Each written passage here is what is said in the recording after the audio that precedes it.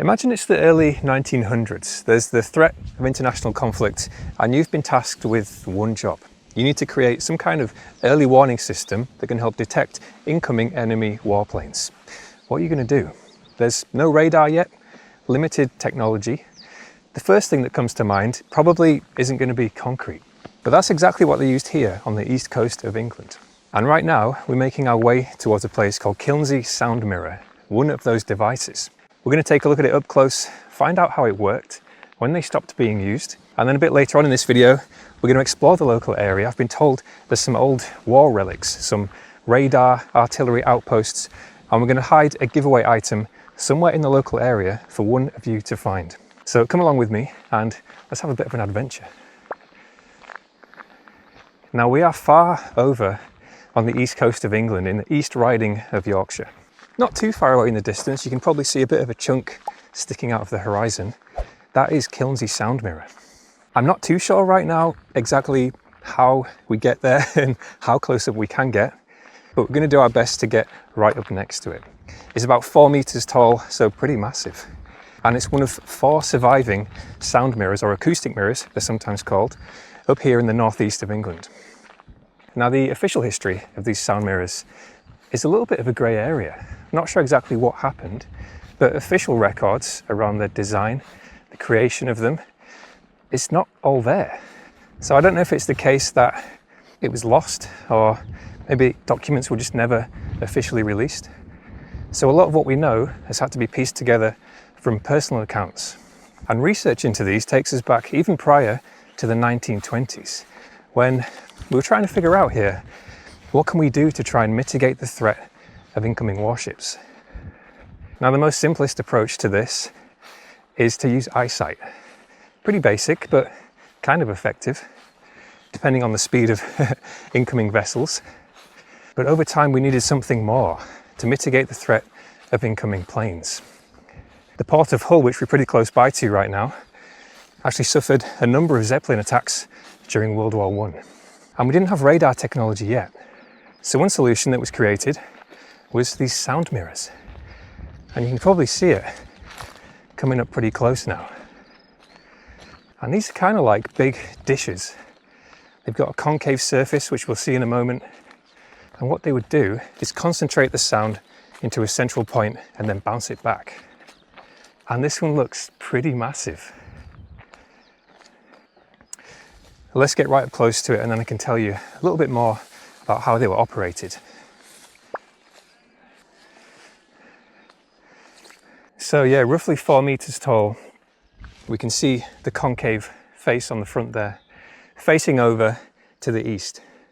So pretty simple in principle, concentrating any incoming sound, ideally engine sounds, into that central point and bouncing them back. But bouncing them back to where? Well, you can see this central column. This is key to this whole operation. This is sometimes referred to as a sounding column, and on the top of it would have been a kind of listening device, a sort of horn type structure connected with 2 wires to a stethoscope where it would have been monitored manually.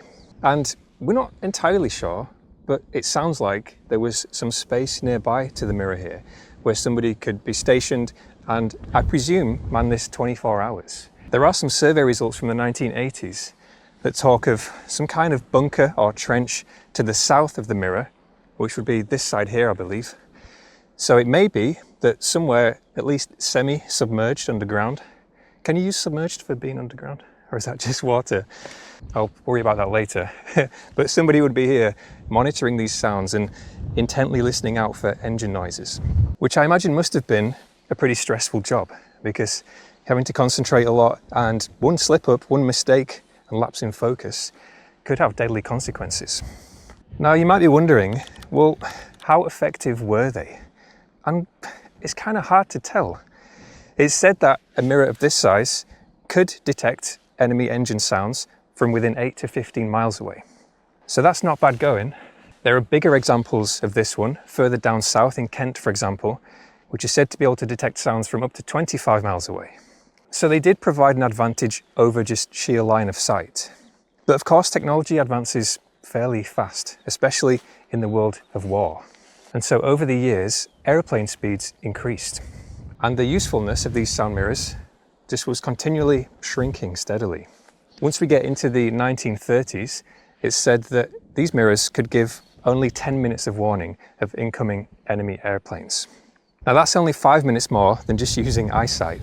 So we've got from 5 minutes to 10 minutes. So it's still something, it's an advantage, and any advantage in that situation is worth it, it's a good one. But you can see where this is going. And so later on, as the years continued, they became close to useless, dare I say it. Radar technology developed, and these eventually became used as a secondary system, a backup system, until eventually they were just disused altogether. The project was abandoned. And ever since then, most of them have just been sitting here in their original spaces. Some of them have been demolished, unfortunately, but not this one. I'm going to try and set the camera back here somewhere to give you more of a sense of the scale, if I can do. Okay, I don't know if you can actually see me through all of that or not. Maybe there's a bit of grass in the way, but it's pretty massive. It's pretty huge. Okay, now what we need to try and do from here, we're about to engage adventure mode. We need to somehow get to the coast and make our way right to the edge, essentially. Might be a bit bright for a map, but let me show you, because it looks pretty weird on here. So I don't know how well that's going to come through, but you can hopefully see this just tiny little strand of land that goes right across the edge. It looks far, actually, doesn't it? But we're going to have a go, because it sounds like there are some cool war relics over there. The question is, how do we get out of here? Genuinely a little confused as to what... I assume I'm now on private land, but when I parked up, I was at a place called Kilnsea Wetlands. And there are some footpaths down there, and there's a little information board which has the sound mirror on it. And so I kind of just followed anything that didn't have plants on that took me most of the way here. But in hindsight, I think I'm just on farmland. So I do apologise to the farmer if that's the case. I've been very careful with my footsteps, I promise. I'd imagine they must get a few lost travellers around here. I'm just going to quickly try and find a path, and then we'll continue our journey.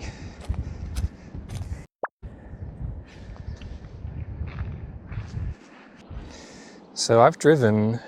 Oh, this is where we were. The wetlands, the sound mirror is roughly here, I guess. So I've just driven around here, which is about a mile, and we're going to do our best to just see how far along the coast we can go. There are a lot of warning signs that say, be careful in high tide. I'm embarrassed, I feel like I say this a lot. Embarrassed about not knowing something. I don't know a lot about tidal times. And as I say it out loud, it feels like it should be basic knowledge. But I guess we can learn the hard way. Do not enter this area, which is potentially dangerous due to unstable structures. Ooh.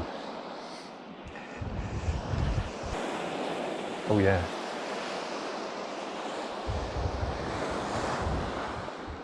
It is really nice being at the water though.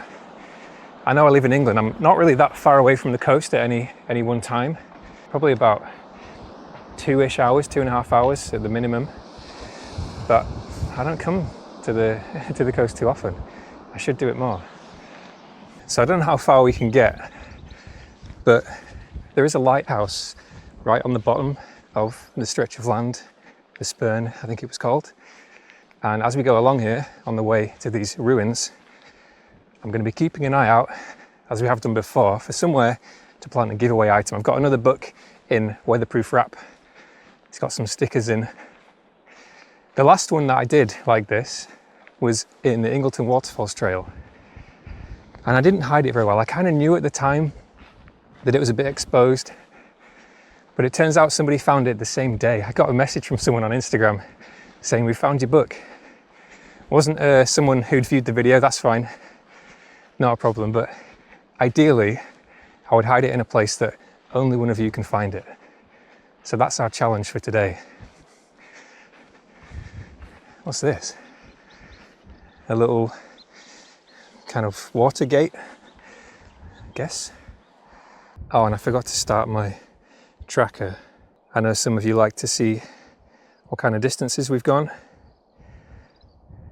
So I'll start that now. We've only walked probably less than 5 minutes since the seafront where we just started. Ooh, little bunker. Ah, Pillbox. Pillbox is so called because of their shape, are a common sight along the east coast of Britain. See, I've never really been to the east coast all that much. Oh no, did I bring torch? Oh, I didn't. Okay, this is going to look very grainy. Apologies. I always pack my torch as well, but I wasn't expecting to be going underground today. That's my bad. Quite spacious.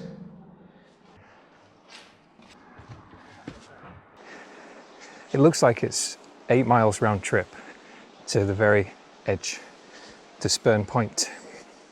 So maybe let's give it a go. I'll cut it down, don't worry. You're not about to watch me walk 8 miles. I'll leave in the highlights.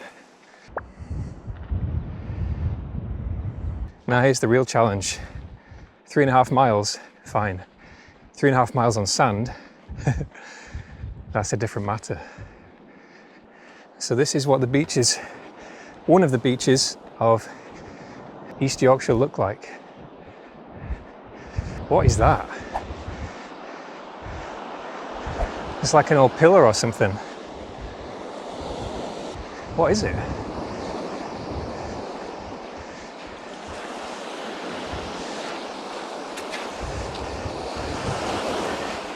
That's weird.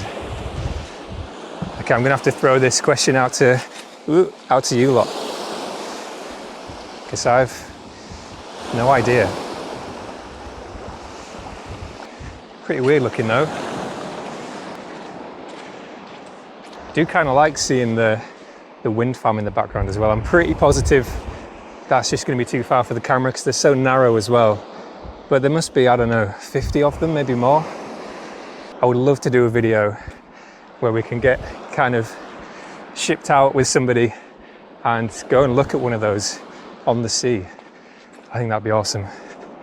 Not sure how to arrange that, but I mean, I'll have a look into it. We'll make some calls. I want to give a big thank you to today's sponsor, the sea. Now, there's no sponsor today, really. I want to say thank you to all of you, though, who do make these trips possible, because I wouldn't be able to travel all this way without all of that support and help.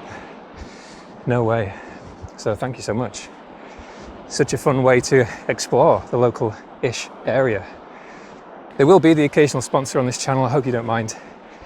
I know it's not ideal having a 60-second sponsored segment in a video, but it's just one of the most reliable ways to keep funding coming in and to help kind of scale these videos a little bit as well. We don't want to go too crazy. Free tire. But even a month ago, I wouldn't have been able to come this distance. So it just unlocks a lot more options. And it means that there are more requests from all of you that over time are going to become possible. So it does help a lot. Okay, it looks like there isn't too much ahead to show you.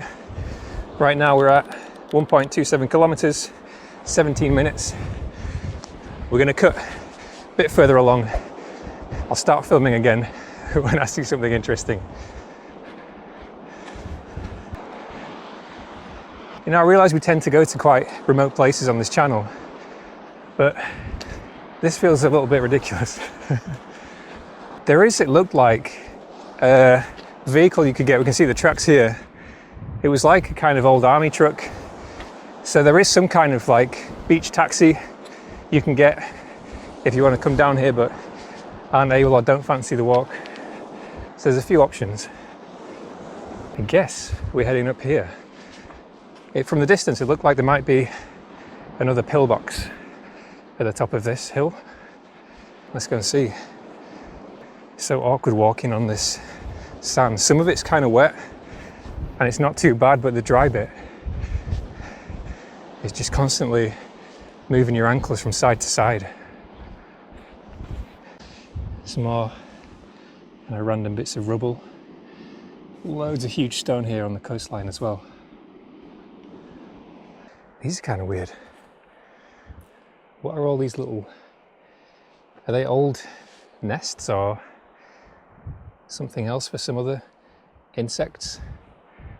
They're all over these trees. This is where I find out that it's just a collection of bird poo or something. Okay, this is looking promising.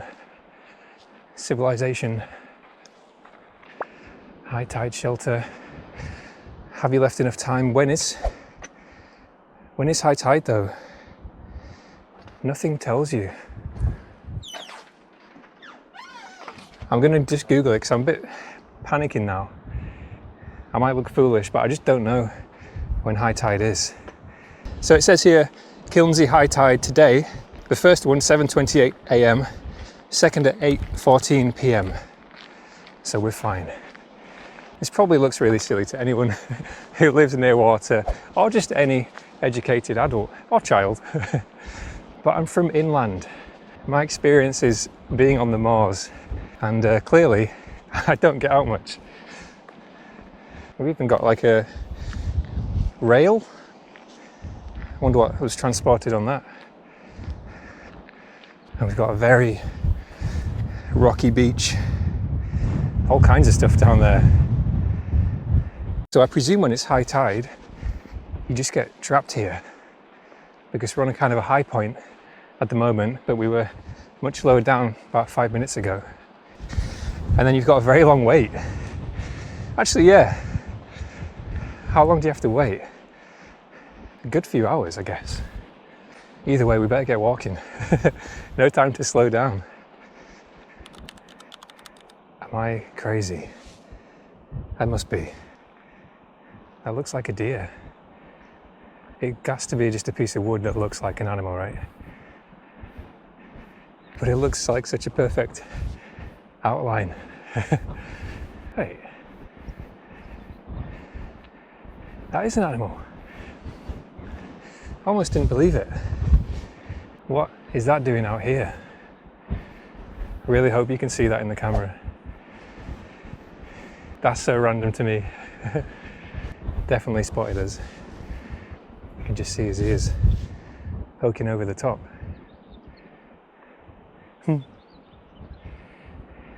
What a strange place to live.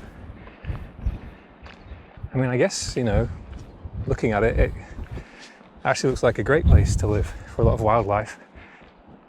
It's just the fact that we're so far on this really random narrow strip. Just wasn't expecting it. Is there any info?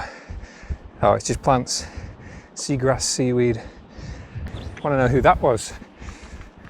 I've just realised from walking around the sound mirror, I wouldn't normally showcase my chicken legs for you, but look at all this.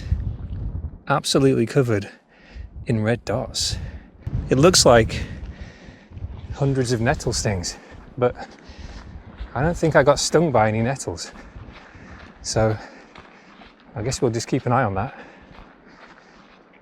Wait a second. Oh, I mean,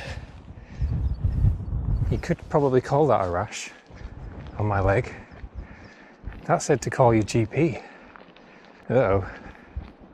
Oh, here comes a truck. Okay.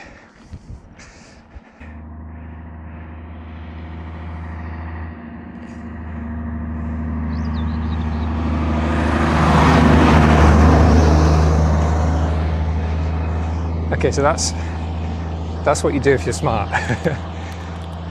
Get a seat in the back of that. Kind of nearly at the lighthouse. Really hoping that's not caterpillar rash now. I guess time will tell. Ooh, Port War Signal Station. The fortified military base that operated as the fire control post for a series of military forts. If any incoming vessel did not give correct responses to flag, light or radio, then orders would be passed to the various guns to open fire and sink it. There's been some action here then. Is it open? Oh, well. Yeah? I mean, it didn't have a lock or anything.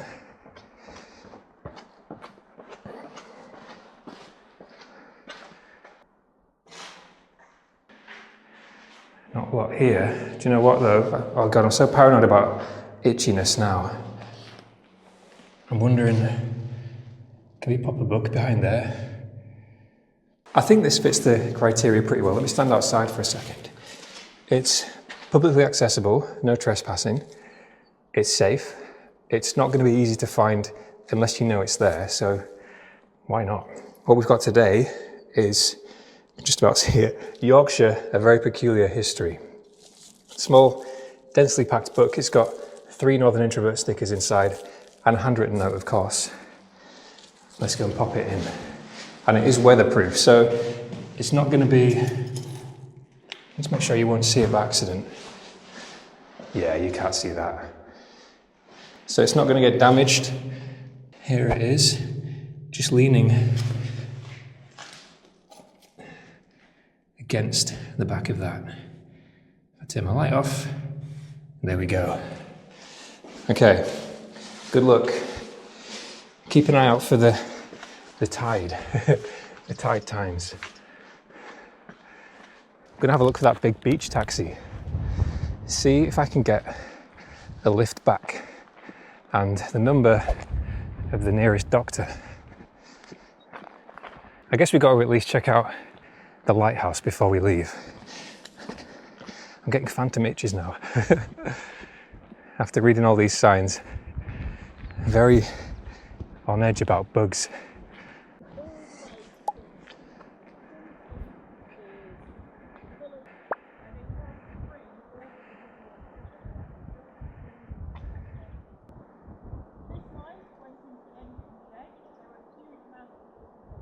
So that group is now getting a guided tour around the lighthouse. Question is, can we get a bit further down and then make it back in time to see if they've got a spare seat? Okay, it says here, brown tail moth caterpillar hairs can cause skin irritation and rashes similar to a severe nettle rash. Kind of does check out. It can cause intense itching, rash, some cases respiratory issues, skin rash, itching. The severity of the reaction can vary from person to person. Oh, it sounds mostly fine, unless you're really unlucky. Sorry, I forgot we're in a hurry. I guess this is the end. So we're pretty much here. Spurn. Oh, what? Oh, we haven't even gotten to the point. We can't come all this way and not go to the very edge. I'm going to regret this the moment I start walking back. But I'd regret it more if we didn't go to the very end point. So let's do it. I'm going to keep out of the grass, stick to the path, and we'll see what we find. Ooh.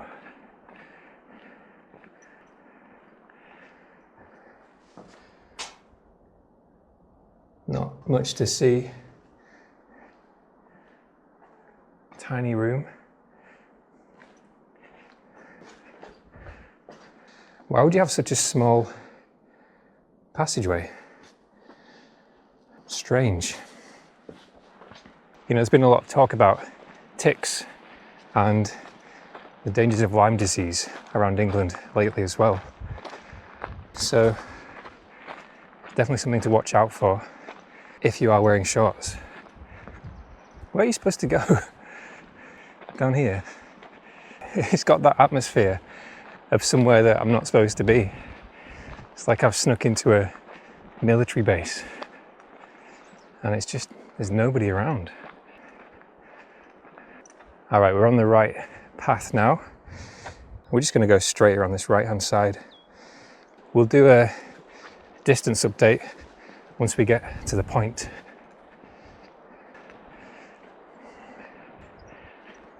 So these are all just empty ruins. Quite a few of them.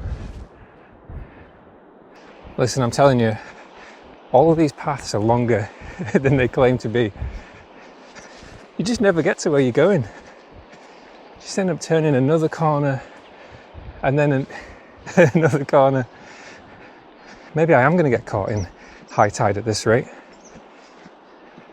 Hey look, more paths.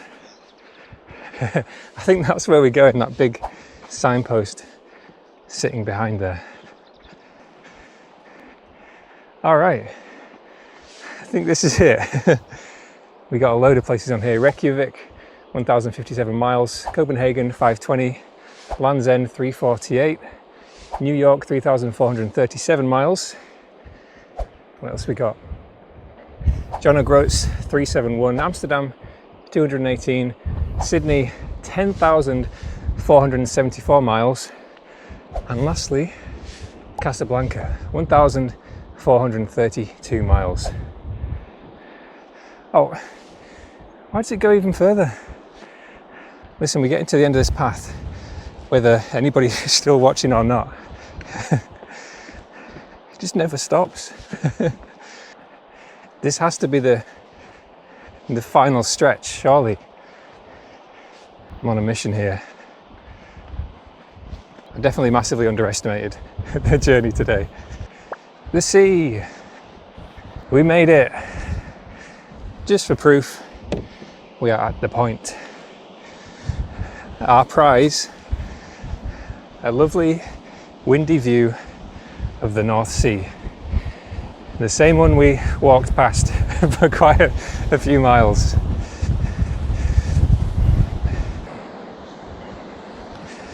Well, I guess that's going to be it. Pretty solid adventure. Fingers crossed my rash wears off on the drive home. We'll see what happens with that. Hopefully you've enjoyed our visit to the Sound Mirror, the Kilnsea Sound Mirror. As usual, if you've got more information to add or questions, please do drop them into the comment section. I'll do my best to answer and learn from your knowledge as well. And other people, I'm sure, will chip in too, where I'm not able to. And I guess I should say good luck to whoever wants to go for that book. If you're anywhere near Hull, or hopefully, I don't know if we've got any viewers from Hull or from this part of the East Coast, you never know. But if you find it, let us know in the comment section, and I hope you enjoy the book. So once again, thank you so much for supporting these trips, making these adventures possible on this channel. Hope you enjoyed this one, and from the windy North Sea, I'll see you hopefully next time.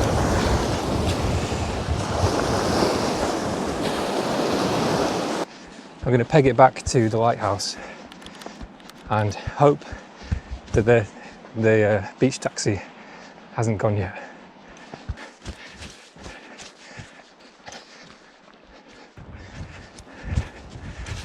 So I can hear an engine. Is it the truck? Am I imagining it? Is it a mirage?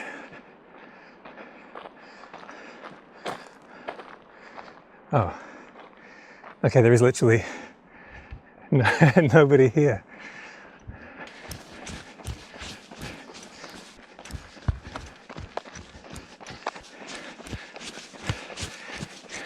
Are you full? Yeah. You are full? Yeah. Oh no, Sorry. That's all right. The taxi's full. Oh. I was really holding out hope for that. As I was running back from the coastline, my motivation was picturing me sat speeding along the beach in that car, that van. Oh well. I'm not going to take you all the way back with me, don't worry. Probably way overshot in this video as it is. But I will cut to, hopefully, one final, whoa, how did I miss this earlier? One final clip when I make it back to the entrance. I did not see this. Thank God it's not real. That's pretty cool. Hey look, we kind of like nose brothers. Hey buddy. What was I saying? Oh yeah, let's cut to the end. Okay, that's it. Would you believe it? We actually beat the taxi back. So it turns out they were going to head on further down to the bottom of whatever you call this kind of strip of land where we were, where the artillery ruins were. And I guess they just haven't set off back yet. So all in all, 2 hours 31, 13 kilometers and 129 BPM. Thank you for sticking around to the end, if anybody's still here. I'm going to grab a sandwich from the cafe just up here, and then I'm heading home for a little bit of a sit down. And hopefully I'll see you next time.